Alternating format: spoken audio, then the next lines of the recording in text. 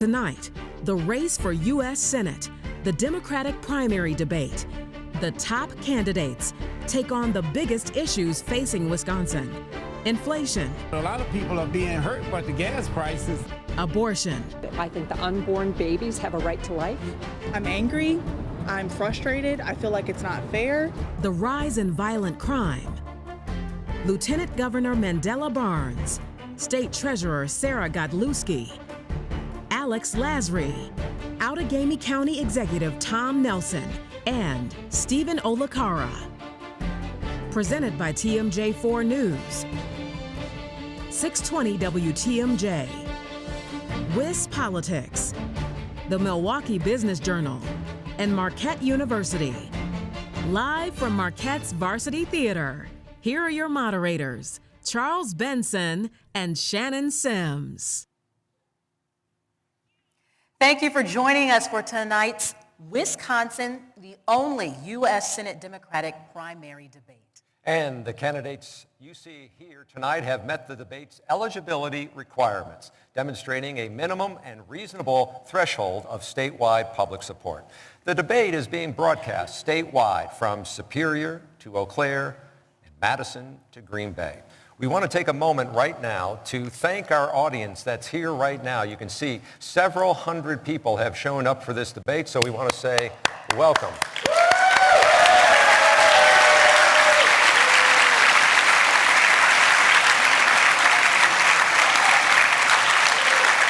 All right, let's go over the rules for tonight's debate.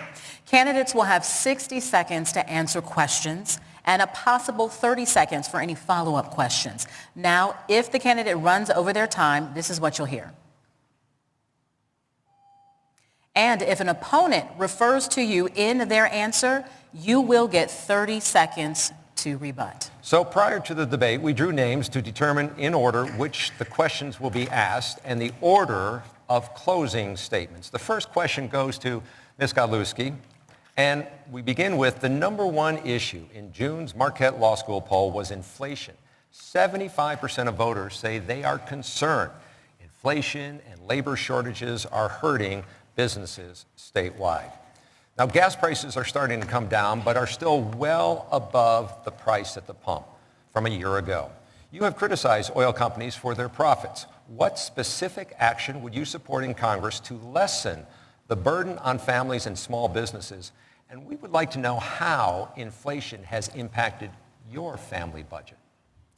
Well, for starters, I want to to address inflation right away. And what can we do in the U.S. Senate to address inflation? Well, for starters, let's address the price at the pump. I mean, a year ago, gas was $2. Now it's well over $4. What we can do is we can actually suspend the federal gas tax and provide some breathing room for families. You know what else we can do is we can hold fossil fuel companies accountable because they're seeing record-breaking profits. We've got to stop their profiteering. But in addition to prices at the pump, what we also need to make sure that we're doing is lowering the price of prescription drugs. I'm talking to Wisconsinites, and they're literally struggling with paying for their life-saving prescription drugs. Not because they want to, because they simply can't afford it.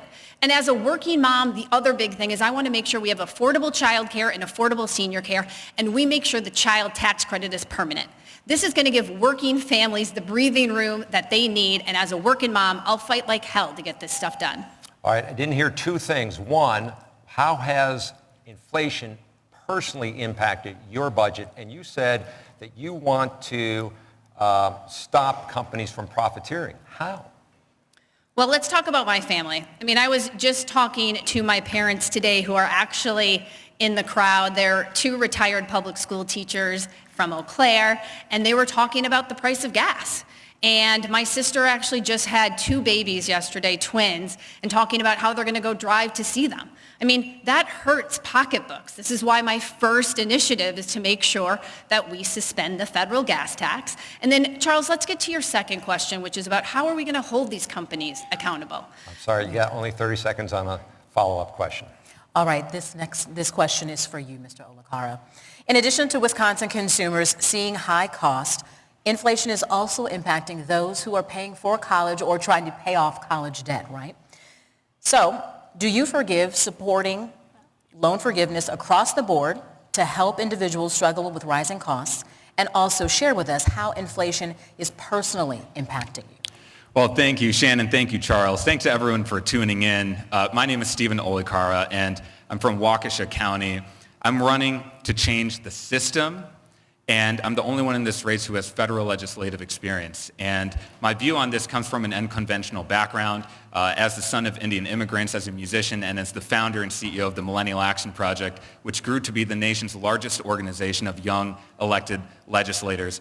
And inflation has been brutal on young people and for all Wisconsinites. And the cost of groceries to diapers are going up. And I use the example of diapers because I have a baby niece named Lucy who's a major consumer of diapers.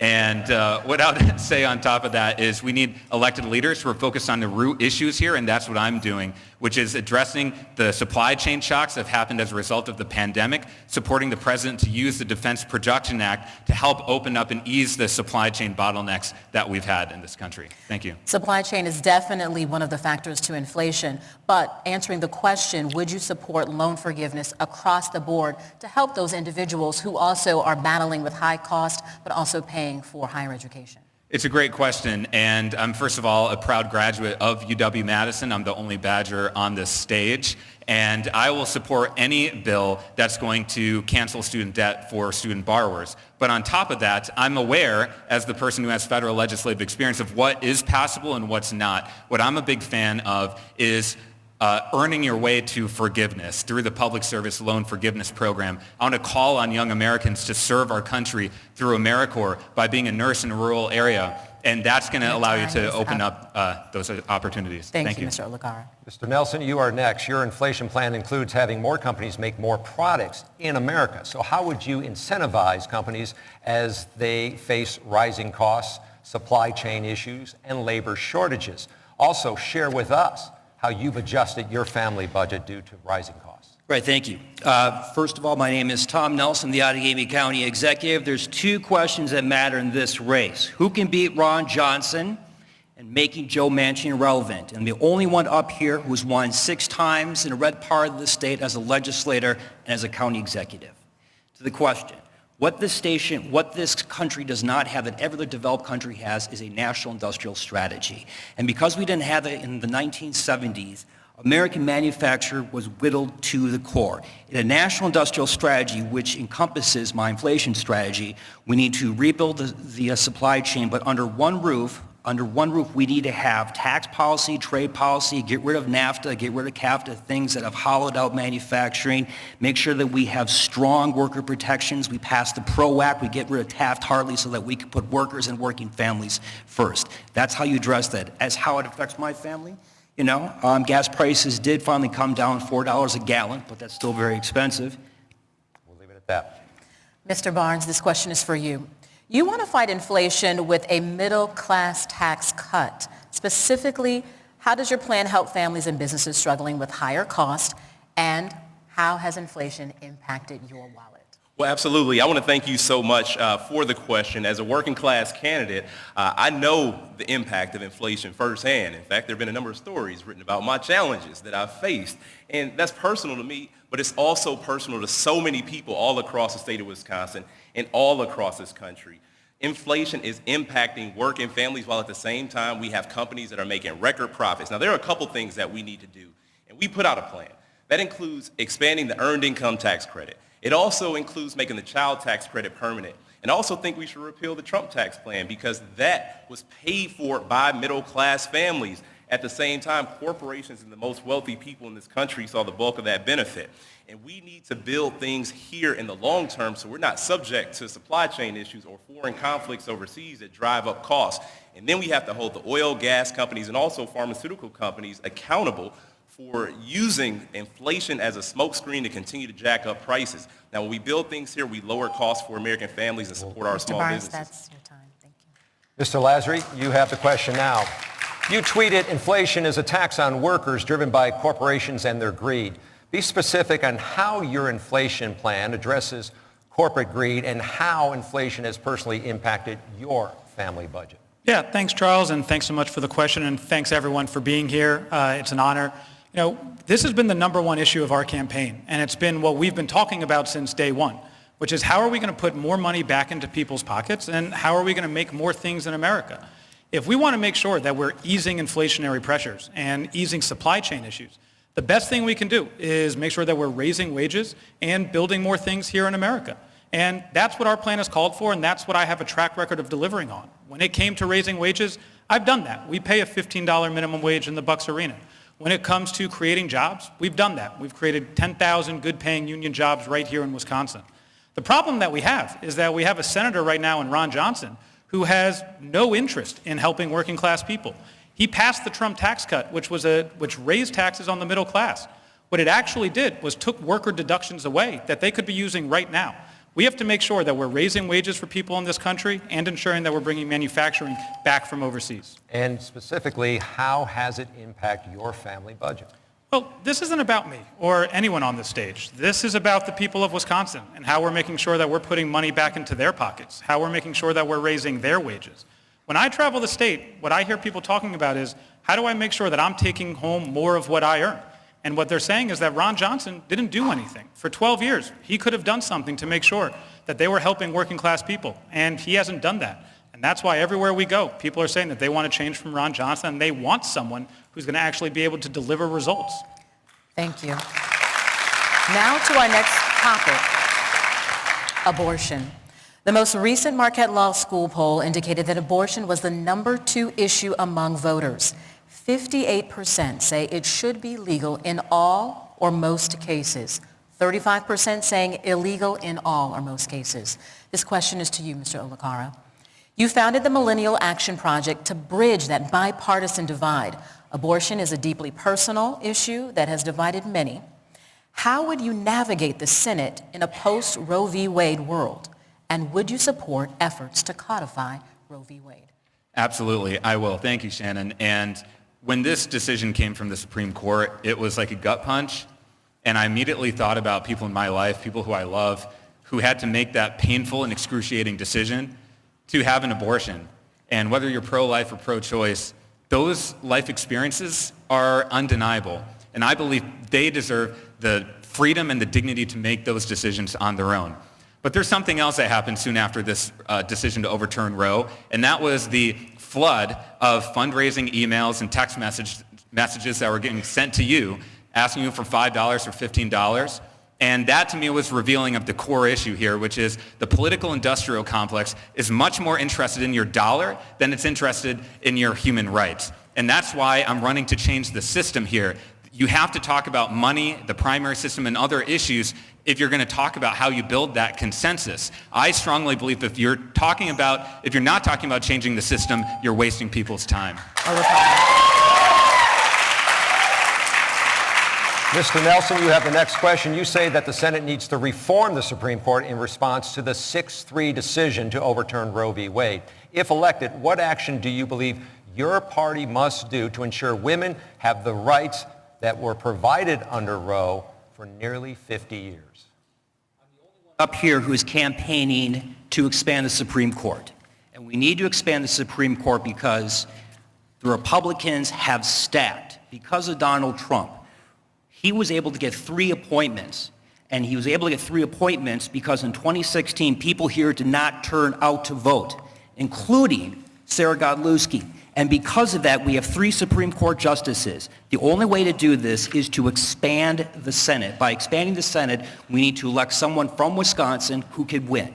And go there, get rid of the filibuster, push legislation through that will expand it. And look, this has been done a couple of times in our history. It's been done 5 or 6 times. And so it is by no stretch of the imagination. It is absolutely possible. But this is something that can be traced back to our state. We did not turn out in 2016. Because we didn't turn out in 2016, we gave 3 appointments to Donald Trump. And now, women, workers, the environment will be suffering for decades.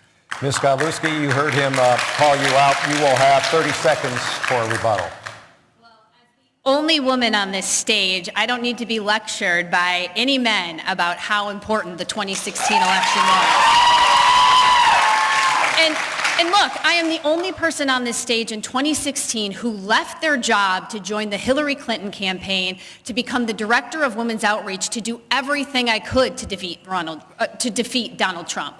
I traveled the state organizing women and to make sure that he would not win. So I don't need to be lectured about how important this really is. Thank you. Mr. Barnes, this question is for you. Senator Elizabeth Warren and Congresswoman Alexandria Ocasio-Cortez have both called for using federal lands to provide abortions in states that are banning it. Both have endorsed your campaign. So do you support using federally owned land in Wisconsin or any state for abortions? What is your plan to protect abortion rights? Well, I'll tell you, first of all, it's a very personal issue for me. I am an only child, but I was not my mother's first pregnancy. I'm so honored that she's here in the audience today. She had a complicated pregnancy. Her health was at risk, and she had to make the decision to end that pregnancy. But it was her decision to make, and that's a decision that any woman across this country should be able to make without interference from politicians. And that's why this race is so important, because 70% of people in the state of Wisconsin agree that Roe should be the law of the land. However, in Senator Johnson, we have someone who thinks that abortions should be illegal with almost no exceptions, telling people to just go to Illinois. I can't think of a more out-of-touch position to have. Now, given the fact that this race is so important, we need to expand the majority in the filibuster and codify the right to choose into law. I think in the meantime, we have to explore every possible option to make sure that women get the reproductive health care that they need and deserve. Your response on using federal land for abortions? I would support any option that is within reach here that the federal government can use to make sure that abortion care is protected. All right, next question to Mr. Lasry. What exemptions, if any, would you support to guarantee abortion rights, and how would you accomplish that in states like Wisconsin where abortions are not legal? Well, I think what we first have to understand is that a woman's health care decision should be between her and her medical provider, not some Trump handpicked Supreme Court justice or some politician in Washington or Madison. You know, my wife, who is here, she works at Planned Parenthood. She's the chief of staff at Planned Parenthood, Wisconsin, and I see firsthand how her and her colleagues are working on the front lines, doing the heroic work to make sure that people are still able to get their health care. They're doing their part. It's now on us to do ours. And we have to now make sure that we win this election. The stakes are that high. We have to make sure that we get rid of Ron Johnson so that we can elect more Democrats around the country, to get rid of the filibuster so that we can protect a woman's right to choose, to make her own health care decisions. It's embarrassing that we have to do that, but that is the stakes of what this election is. In 2016, we saw the stakes, and it led to the Supreme Court defining what the next 20, 30 years of a generation can look like. 2022 can be that pivotal election, and that's why we have to make sure that we win. Knowing your experience, as you mentioned, with your wife working for Planned Parenthood, is there any exemptions that you would support in order to make sure that abortion rights could be legal and codified? Well, I would support any exemption that we can make to make sure that women have the right to make their own health care decisions. I mean, that's what this is about. We have to do everything in our power to ensure that a woman can make her own health care decisions. I mean, it's sad, but my wife and daughter woke up that morning with less rights than they went to bed with. We need to make sure that we're doing anything we can to ensure that women are allowed to make their own health care decisions the same way that men can make their own health care decisions. Thank you. Ms. Godlewski, you have called out your own party for not codifying Roe into a federal law in the 50 years since the original Supreme Court decision. What national legislation would you back, and why should supporters trust you or the party now to get it done? Well, for starters, to get this done in the Senate, I would get rid of the filibuster and pass Tammy Baldwin's Women's Health Protection Act that would codify Roe v. Wade and make it the law of the land. But yes, I am frustrated with my own party. You know, we've had 50 years to make Roe into law, but we've failed. And you know what, guys, I'm glad that now that Roe is overturned, you are all now sharing your own personal stories, because we all have to work together to make Roe v. Wade the law of the land. But where were you in talking about reproductive rights at a Citizen Action Forum in November? It was 2 hours long. And where were you guys talking about reproductive rights at a UW forum when they asked you what your priorities were in the U.S. Senate? I wasn't the only one talking about reproductive rights because for me, this is not an afterthought. If Wisconsin wants to restore its women's rights to choose, they'll send the woman who will get the job done and defeat Ron Johnson in 2022 this November. All right, we will move on to the next topic. This topic will include one question for all 5 candidates, and we will begin with Mr. Nelson. The fight for transgender female athletes' protection under Title IX has become a rising debate. The 1972 federal law prohibits sex discrimination in programs that receive federal funding. What change would you want to see that addresses inclusion and also protects the female athletes it was originally designed to promote? I think that this is one of the biggest challenges, and I think one of the biggest things that I think looking back, I think about my daughter Mary, my son George, who are here, and how we can explain the kind of demonizing that's going on right now where we are singling out people just because they might be different than us in some sort of way. This nation, we have gone through this way too many times, and I think that we should have learned the lesson. I fully support updating it to the extent that we can make sure that it is as inclusive as possible. And by that, I think we have to look at how the issues today are different than the issues maybe 5 years ago or 10 years ago. And I think that's something that has really saddled a lot of politicians. But I think the simple question here is, what can you do to make sure that things are truly just and equitable? And I think it needs to be as inclusive as possible. Mr. Barnes, do you need me to read the question again? I can take this right away. So I can tell you, all across the United States of America, state by state, we see these attacks on trans youth. And this is about discrimination. This is about making our youth feel as if they don't belong. And I'm here to tell you, each and every member of the LGBTQ community, especially trans individuals, especially youth, that you belong. And I will always fight for your right to belong, as I did as a member of the legislature when we were facing one of the most discriminatory bathroom bills in the entire country. But we fought back. We organized, and we won. That bill did not see the light of day or become law, even with the Republican-controlled legislature, even with the Republican governor. And that's the fight that I'll take to the U.S. Senate. It should be on all of us to do everything we possibly can to make sure that our youth know that they belong. And our statutes need to be updated to reflect the realities that so many of our youth are experiencing in schools across the country. And they need to be protected from adults who act like children in legislative bodies all across this country. Mr. Lasry, the question now to you. If you could repeat the question. So yeah, what changes would you want to see that address inclusion and also protects the female athletes it was originally designed to promote under Title IX? Yeah, look, at the end of the day, trans rights are human rights. And this demonization that we're seeing in Wisconsin and across the country is one that's set out to make sure that we're demonizing how people decide to identify and who they want to be. When we were building Fiserv Forum, we did something as simple as possible in becoming one of the first arenas in the country to ensure that we had gender-neutral bathrooms.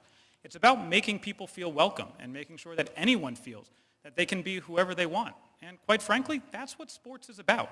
Sports is about the idea of coming together with different people, different backgrounds, different ethnicities, and different identities, and competing and overcoming the ability to win. What we have to do is make sure that we're protecting our trans people just as we're protecting everyone.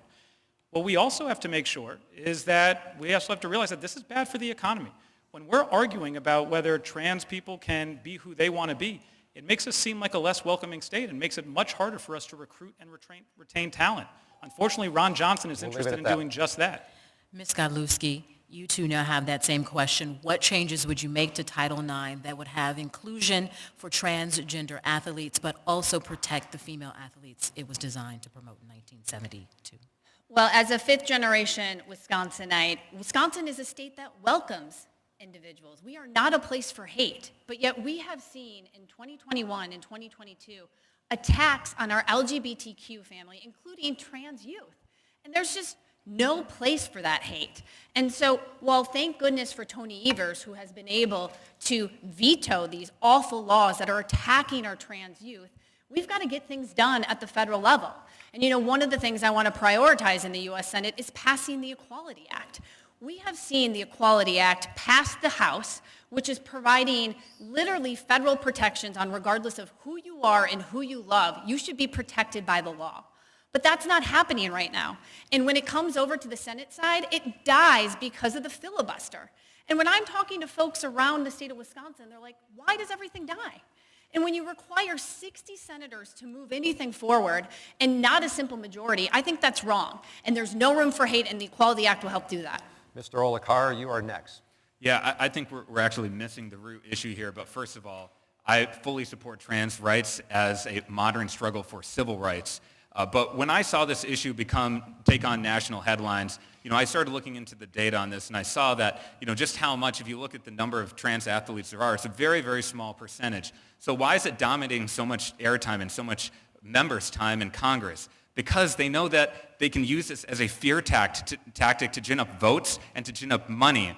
And that's why I truly believe that members of Congress need to be focused on really my first piece of legislation in the Senate, which is getting big money out of politics. Because the thing that the general public does not see, that I saw walking through the halls of Congress, is that these political consultants, they could care less about your life. What they care about is raising money off of you, and they know that this story about trans athletes is something that's going to scare people and gin up money. We have to fundamentally change that system at its root, and I'm the only candidate running on that issue. Thank you.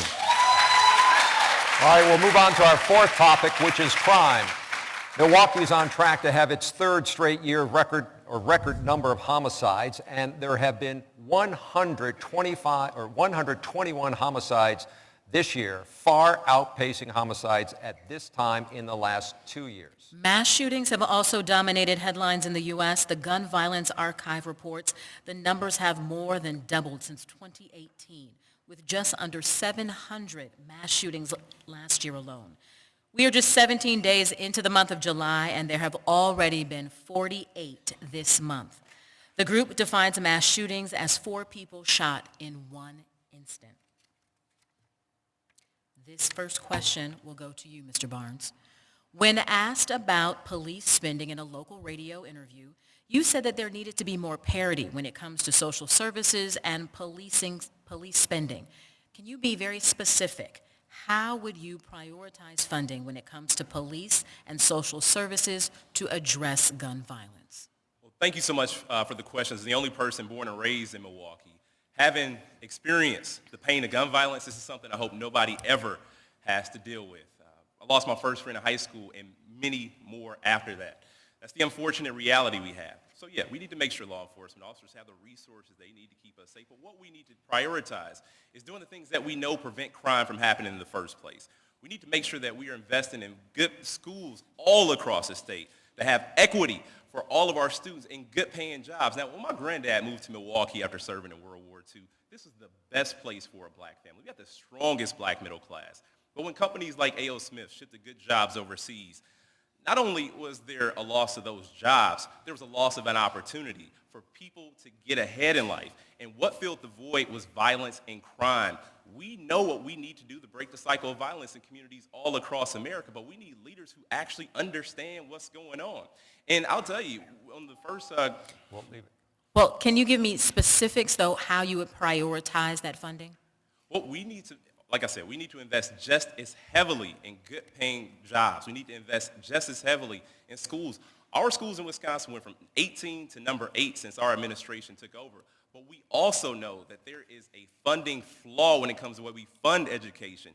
If school funding is based on property tax, we're going to continue to see the inequality and inequity all across Wisconsin. We need to make sure that every child in every zip code has a fair shot at success, because that's not the reality right now. Mr. Lazary, you'll have the next question here. Your public safety plan calls for putting more police on the streets by using federal tax dollars to help cities like Milwaukee. Would this be different than the Justice Department's COPS program, and how would additional dollars be used to prevent violence? Yeah, I think public safety has been one of the biggest issues of this campaign and one of the biggest issues surrounding Wisconsin. And it's why I'm proud that we were the first candidate to put out a public safety plan. And it had a 3-prong approach. The first approach was to make sure that the police have the resources they need for training, to stop and solve crimes, and to make sure that we're rebuilding trust in communities. The second prong was to make sure that we are investing in our public infrastructure, things like education, workforce training and job training, and making sure that we're updating our technologies around our streets. Also making sure, third, that we had a true gun reform bill, making sure that we're banning assault weapons and having universal background checks. The problem we have right now is Ron Johnson and Republicans want to defund our cities and defund our communities. We have to have someone in the U.S. Senate who can partner with Tammy Baldwin to ensure that we are sending federal dollars back here to Wisconsin to ensure that we can make sure that we're taking care of our communities. It's why I'm proud to have the support of the mayor and county executive and a number of other elected officials around the state, because they know I'd be the best person to D.C. to partner and send those dollars back here.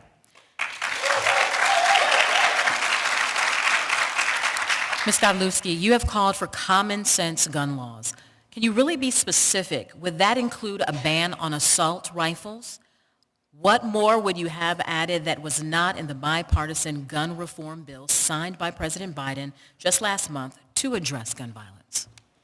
Well, the bipartisan gun violence bill was a step, but it wasn't nearly enough on where we need to be, because we have seen that violent crime, especially when it comes to mass shootings, over 300, and it's only July. And so what does common sense gun safety legislation look like? Well, for starters, we need to make sure that we're expanding background checks and closing loopholes. You know, the other big thing is we've got to have national red flag laws, because we don't want domestic abusers to be getting a hold of guns. And to your final piece, no, I do not believe we should have weapons of war in our community. Growing up in western Wisconsin with a family of hunters, I will tell you, and talking to my dad about this issue, if you need an AR-15 to go hunting, go back to target practice, because that is not what this is about. And regardless of where you live, no one should be worried about a mass shooting, whether it's at school, your place of worship, or even right here in a theater. So just to follow up, because you say we don't need weapons of war, does that mean we need a ban on assault rifles? Absolutely, we need to ban assault weapons. Mr. Olicara, the George Floyd Act has yet to pass the Senate. It would increase police accountability and remove qualified immunity shielding for police officers from civil lawsuits. A non-starter for Republicans. What would you support to get this bill passed and help reduce gun violence? Thank you. I would support this bill, but what I want to say, especially in relation to what we've been hearing here, is just saying nice things on the stage. There's a huge gap between that and actually passing legislation through Congress. I'm the only one on the stage who's been directly involved in passing gun violence prevention legislation through Congress.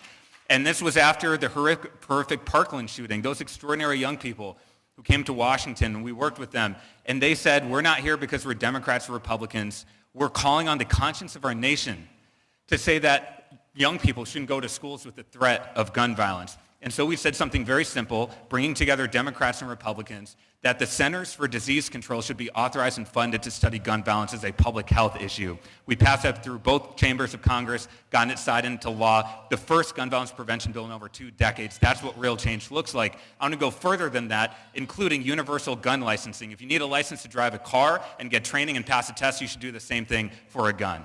So what are you referring to when you say we did this?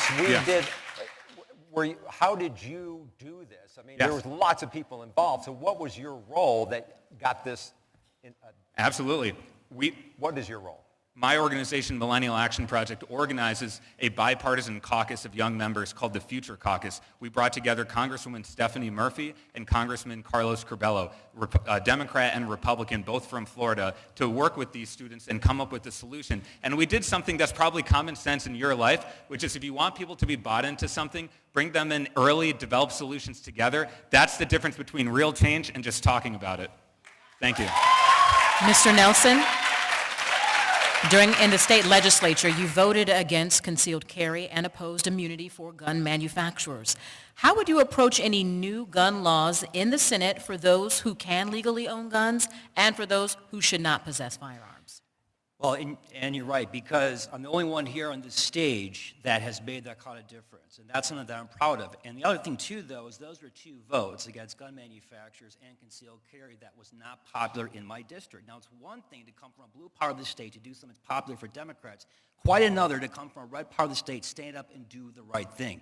So I've been through the ringer. I've taken tough votes on this issue because it's an important issue. I drop my kids, Mary and George, off at school every day, and I think, what if this is the next Parkland? What if this is the next Sandy Hook? And it is criminal that we have people like Ron Johnson out in Washington that are doing nothing to keep us safe, my family and your families. What I support unequivocally, I support red flag laws, I support expanding background checks, I support a ban on assault weapons, waiting periods, whatever it takes to keep our families safe, because I will never, ever, ever compromise on the safety of my community and certainly not my family.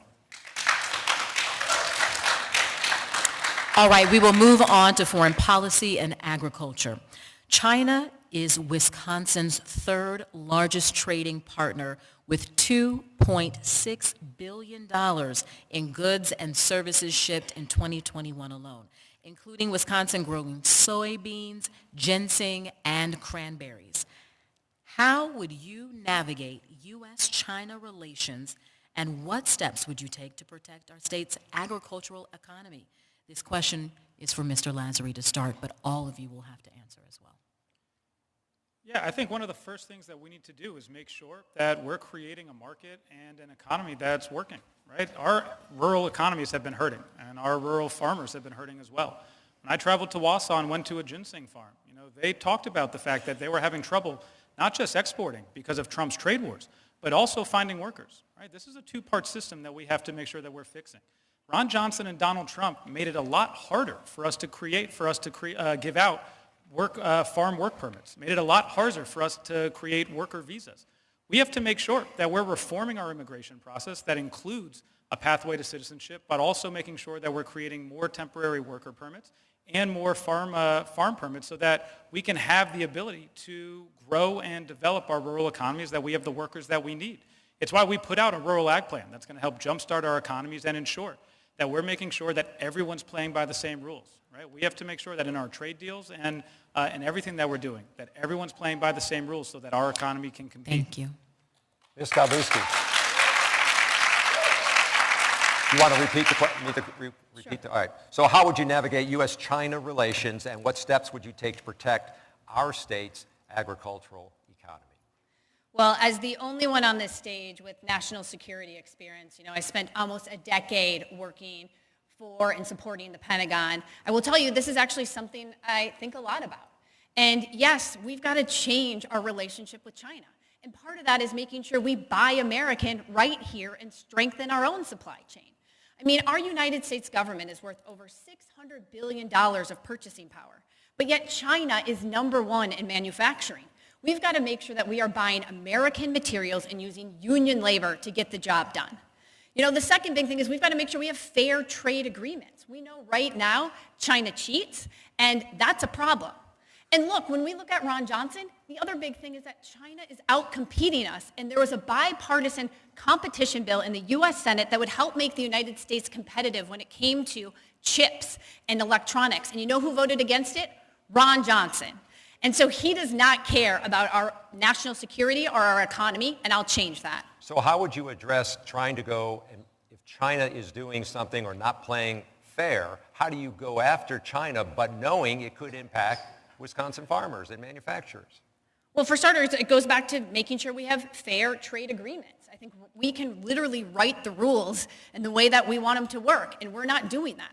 I think the other big thing is we've got to make sure that we are using our resources here to keep us more competitive. That is not also something that we are doing, and I will tell you, Ron Johnson is not advocating for this. Mr. Olicara, again, the question is, knowing that we have farmers here who depend on China's export, how would you navigate to create and protect those here in the Senate? Yes, thank you. Well, I've spent significant time in China, and I do want to give a shout out to the Wausau ginseng farmers who are supporting our campaign. And I think the key to China, first of all, my foreign policy is called dignity for all. And so what that means is in any discussion about China, we need to first talk about calling out the human rights abuses with the Uyghurs in China, because we need to be standing on principle. But we also need to be building environmental and economic partnerships. The reason why I spent time in China is because I believe we cannot solve global climate change without the United States and China working together. And on top of that, the reason why I believe in dignity for all is because we need a true anti-war U.S. senator. There is significant influence from the military-industrial complex right now. I'm calling to disrupt those funding sources directly to Congress and ensure that we end all the endless wars across the world. Thank you. Mr. Nelson. We have allowed the Chinese to eat our lunch, and for too long. I appreciate this question, though, but, instead of worrying about the Chinese and their markets, what we have done that was fundamentally gone wrong here in Wisconsin is that we are focused on trade. We've had big ag and corporations selling out the small dairy farmer. In the last 20 years, we've lost 85% of our dairy farms. What this state needs is it needs a growth management system so that we can be self-sustainable, so we are not on the whims of any foreign market. We need to be self-sustainable. I'm the only one that came out with a food sovereignty bill that is calling on Congress to bust up big ag, to have a strategic grain reserve, to have growth management so that we can have farmers, we can have family farmers survive. But we need to be tough with China. I mean, if we allowed them to do to us militarily what they've done to us economically, we would have been to war a long time ago. Mr. Barnes. Well, thank you so much. I can tell you exactly what bad trade deals have meant for the American worker. I can tell you what bad trade deals have meant for the city of Milwaukee specifically. Since I only have a minute, you don't have to go too far from this campus to see what has happened. And that's why we have to crack down on those bad trade deals. We have to crack down and remove those tax incentives that allow companies to send good jobs overseas, because as the American worker has lost out, corporations and the wealthy among us have seen the bulk of the benefit that should be coming down to all of us, but it's not. And we need more people in Washington, D.C. with working class experience. It's a millionaires club that quite frankly needs to be broken up. Now, with that being said, our Barns for Barns tour has led to one of the most substantial rural plans in this entire campaign. That means cracking down on the monopolization that has made it more difficult for our family farmers to compete. We lost on average one per day last year. This is the case last year, this is the case before that. And even before that, it's a trend that will not slow down. But we have people like Ron Johnson who are more than willing to help us send good jobs overseas, more than willing to stand up for big ag instead of standing up for our family farmers. Mr. Barnes, your time is up. Thank you. But how would you, Mr. Barnes, but the follow-up here is China. We're sending these goods to them. Farmers, manufacturers are benefiting. So what is it that you do that says, how do you get China to play by the rules, knowing that it could have an impact? We are the largest economy in the entire world. No trade deal happens unless we say so. And if we continue to have these bad trade deals that put us on the back burner just because we might see some benefit somewhere, but on the whole, we're losing out, we're in trouble. And this has been going on for generations. It's exactly why we see, to the last question, the rise in crime, because factories are shutting down, good jobs are leaving because we have corporations who are seeing the bulk of that benefit from these trade deals. It's not our family farmers that are seeing the benefit. We'll leave it at that. We're moving on to environment. Ms. Godlewski, President Biden wants to end fossil fuel subsidies. What incentives to oil, gas, and coal companies would you end right now, and what would be your timeline to reduce greenhouse gases? Well, for starters, we absolutely need to make sure that fossil fuel companies aren't getting that sweetheart deal that they are right now, where they're literally annually getting over $20 billion a year in tax subsidies. And that's wrong, because we need to make sure we're transitioning from brown energy to green energy. You know, for starters, 80% of our state runs on brown energy and only 20% runs on green energy. We are a leading manufacturing state. We can actually use our manufacturing backbone to help produce green products that are going to contribute to ending emissions. And so for me, that's a start. I was talking with actually a large manufacturer in northeastern Wisconsin, and 90% of what they produce is for the combustion engine. They want to actually transition to the clean economy and making those parts for whether it's for wind or solar, but they need a partner in the federal government to do that. And look, in my time as state treasurer, my first major action was overturning a Republican gag order on climate change and starting investing in renewable energy projects across the state. That's exactly how I'll lead in the U.S. Senate. But what incentives to these companies, oil, gas, coal, would you give them to help them shift? Can you repeat the question? I did Sure, not a problem. I said, what incentives to oil, gas, or coal companies would you give right now to help them shift and reduce greenhouse gases? Well, I think part of it is making sure that workers specifically are the ones that are helping in that transition. So how I would set it up is I would say, whether it is coal or oil, what are you doing to make sure that these workers are able to transition to the manufacturing jobs they need to produce, whether it is solar or hydro or wind? I think that's what's really important, is at the end of the day, it's not about corporations, it's about the workers. So we need to make sure that these incentives are building in the workers' best interests. Okay, thank you. Mr. Olicara, you were an advisor, according to your resume, on a plan that provided solar power to millions of homes in Africa. In Wisconsin, about 1% of the state's electricity comes from solar. What additional steps are needed to scale solar energy, especially in lower income urban and rural areas? Absolutely. In fact, one of the earliest pieces of political activism I did was working with Van Jones on a basic idea, green jobs, not jails. And I want to talk about climate here because I believe that leadership is required on this issue. Taking on climate change has been a calling of mine since I was in college. I believe it's the holy grail to pass through the U.S. Senate.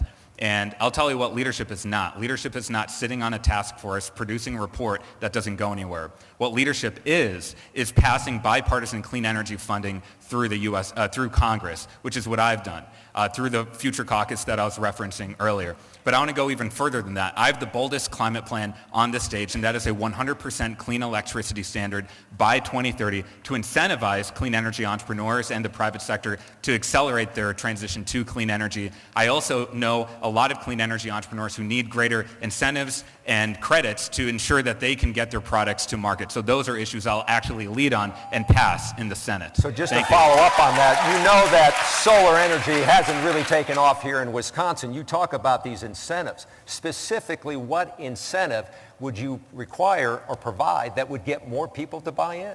Well, I mean, to your point that we do have some solar technology here in Wisconsin. We also have wind and many other technologies. I think the key for a government policy here is not to be picking winners or losers, but the government needs to be on the side of the problem solvers, not the problem makers. And that's why all of the programs coming out of the Department of Energy, whether it's the ARPA-E program for breakthrough technologies, whether it's the loan guarantee program, all of those need to be focused on clean energy, reducing carbon emissions, while not picking winners or losers, allowing private entrepreneurs to find those best solutions. So I might mention UW Energy Institute. Your time is up. Thank you. All right, Mr. Nelson, you are next. What would be a realistic timetable to address the effects of greenhouse gases? What steps would you back to advance renewable energy, and would it include incentives for fossil fuel companies to make the switch? I think the first thing we need to do, and the only one up here who is aggressively campaigning on a Green New Deal, we need to do a Green New Deal because we have no choice. I believe in the social contract that says that we need to fix these problems for the next generation, and we have really screwed up on this one.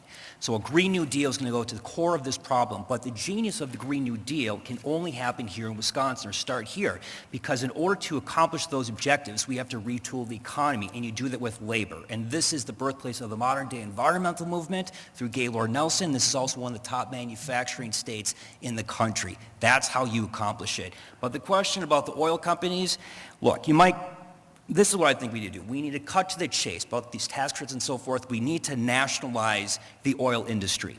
And we have done that many times before in other industries and businesses, because I think it is embarrassing to have the President of the United States go to Saudi Arabia to kiss the ring, fist bump a prince who has ordered the execution of a reporter We'll leave it and at illegal. that. You're referring to President Biden. Yes. All right. Mr. Barnes, you chaired the state's climate change task force that recommended avoiding new fossil fuel infrastructures here in the state. How do we transition to renewable energy without driving up the cost of gas? Well, let me tell you a little story about catalytic converters first and foremost. Now, I speak often about my dad working third shift on an assembly line. His job was to assemble catalytic converters.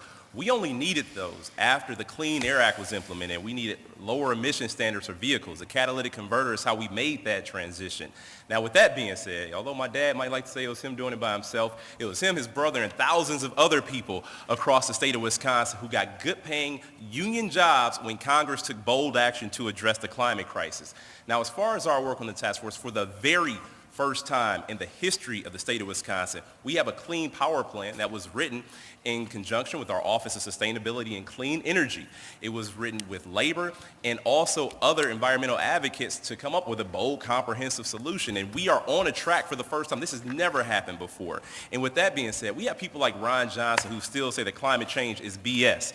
And so we need to get rid of Ron Johnson to end the fossil fuel subsidies and any politician who profits off of their holdings in oil and gas companies. Mr. Barnes, but again, the question is, in the transition to renewable fuels, how do you not drive up the cost of gas, making that shift? Well, I'll tell you, this is not a light switch. This is turning a dial. And the fact is, we have more oil and gas permits than ever before right now. We need to focus on that transition to renewable energy, and that's also why our administration put substantial money into electric vehicle transportation infrastructure to make it easier for people who may have range anxiety when it comes to buying an electric vehicle. People should be able to make the smart decision, and they should also have help from the government who should be making the smart decision, not just for this country, but for our entire globe. Mr. Lasry, you will have the final question here. You support stringent environmental guardrails on corporations to address climate change. Be specific. What kind of protections are you talking about?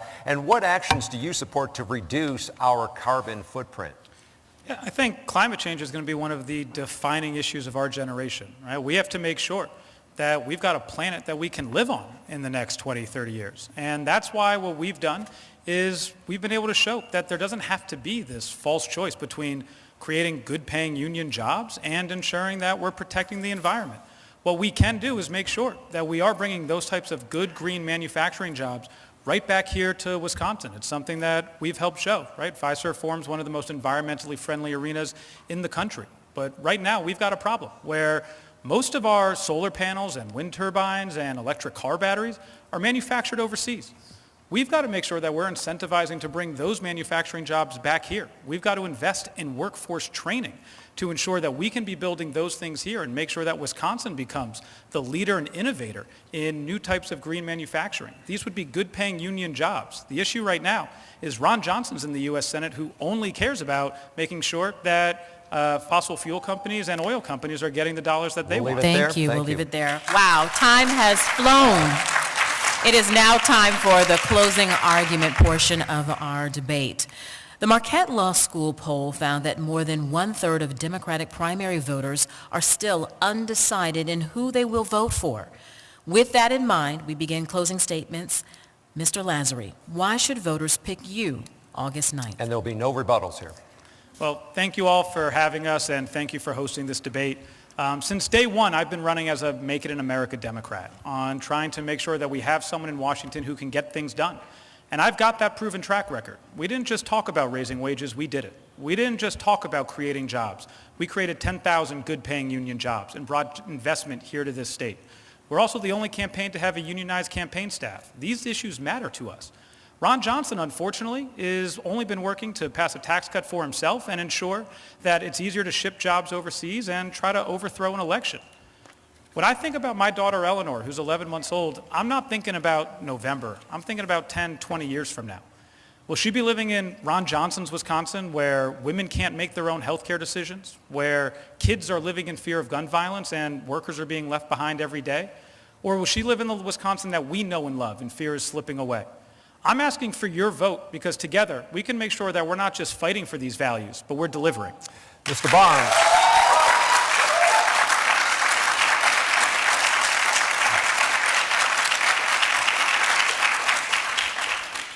Well, thank you so much. Again, I'm Mandela Barnes, proudly running for the U.S. Senate, quite simply to rebuild the middle class. The middle class that gave me an opportunity to stand on this stage as your lieutenant governor. As a son of a third-shift assembly line worker and a Milwaukee public school teacher, my story is only possible here in the state of Wisconsin, a state that I've traveled proudly, learning every day that we have so much more in common with one another in all 72 counties than we'll ever have with an out-of-touch, ultra-wealthy politician like Ron Johnson. Now, we have people who don't even understand the issues or the struggles of inflation, but my struggles are the struggles of people all across Wisconsin. That's why I am the only Democrat, the only person on this stage leading Ron Johnson with independent voters. I am the strongest candidate to beat Ron Johnson. I'm not here to tell you it's going to be easy.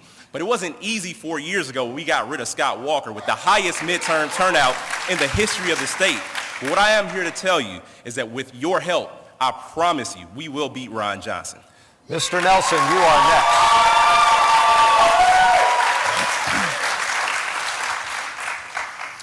The only thing that matters is who can beat Ron Johnson in making Joe Manchin irrelevant. I'm the only one up here from a red part of the state who's won election, re-election 6 times, 3 as a legislator and 3 as a county executive. I did in Joe McCarthy's hometown. If you want to win a purple state, you have to win in the red part of the state. My experience is your experience. I grew up in a blue-collar neighborhood. In my case, was on Carolyn Drive in Little Chute, Wisconsin. And on that block, all the dads worked at paper mills except for my dad, who's here with us today. He wore a white collar. He was a Lutheran minister. So I learned 2 important lessons. Number 1, the importance of serving your community. And number 2, in time, that there's a lot of people who work hard, play by the rules, pay their taxes, but they can't get ahead because there's too much money and too much power concentrated in just a few hands. That is wrong. Send me to Washington, and I'll work day and night to fix it. To learn more about our campaign and the differences among the candidates, go to scorecard2022.com. Mr. Olicara, this is your moment. Well, thank you to our moderators. Thank you to all of you for tuning in. Thanks to everyone who helped me get on this stage. I wouldn't be here without you, especially thanks to my family that's here today. I believe we need a U.S. Senator who's going to fundamentally change the system and put an end to the dehumanizing politics of people like Ron Johnson. That's why I'm the only candidate on this race who's calling to ban members of Congress from fundraising while Congress is in session. So they're actually working for you and not the big money special interests. And by the way, I'm going to commit to that and practice that before that legislation even gets passed. Now, I can imagine when you hear this, you think that this new model of politics, it sounds idealistic. But I want you to know that this is the most practical way to make change, and we've been doing this for the last 10 years. Over 200 bills introduced, 35 passed through Congress with bipartisan support. I'll leave you with this. I believe the number 1 question you should ask before voting for any candidate is who's prepared to lose their job over doing what's right. I'm prepared to lose my job to do what's right because this campaign is not about me, it's about you. I ask for your vote. We're going to shock the world on August 9th. Thank you.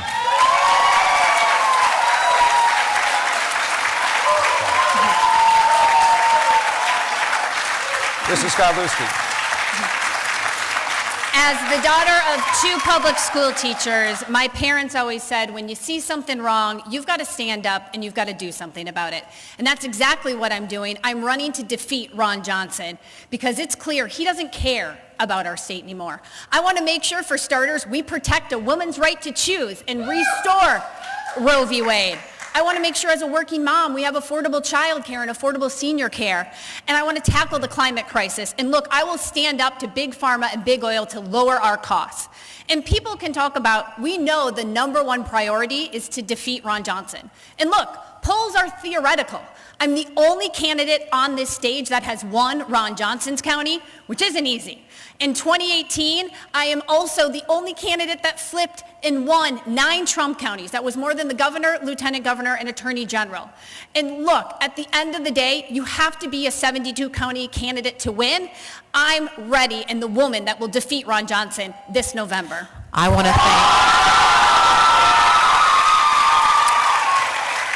to thank all the candidates on the stage. I want to thank you at home for watching us tonight. Primary election is August 9th. And for the crowd here, thank you for joining us. We'll see you tonight at 10. Our thanks to the candidates, and don't forget to vote. And don't forget, we'll be back here next Sunday with the Republican candidates for governor. Good night.